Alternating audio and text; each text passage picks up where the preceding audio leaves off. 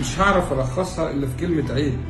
عيب قوي اللي حصل من اخواننا السوريين بعد ما مصر استضافتهم هنا في بلدنا فتره طويله جدا، بعد اللي حصل لبلدهم من انقلاب سلطه ومن ثورات، وكل ده شلناه على كتفنا وشلناهم في قلبنا، مش في بيوتنا، في قلبنا، واحتضناهم جوه المجتمع المصري. بعد كده يكون جذبنا تشتموا قمه الهرم عندنا، تشتموا رئيس الدوله، أم تشتموا المصريين كلها ليه؟ عشان ايه يعني؟ احنا عملنا لكم ايه؟ وانتظرنا يحصل اعتذار رسمي ولا يقولوا كلمه مندسه او اي حاجه، ولا في اي حاجه، ولا كانهم عملوا حاجه.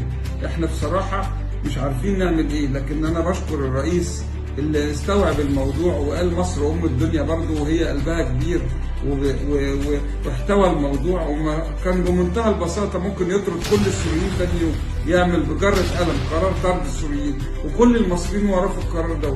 احنا لا نسمح ان حد يسيء لرئيس دولتنا ابدا.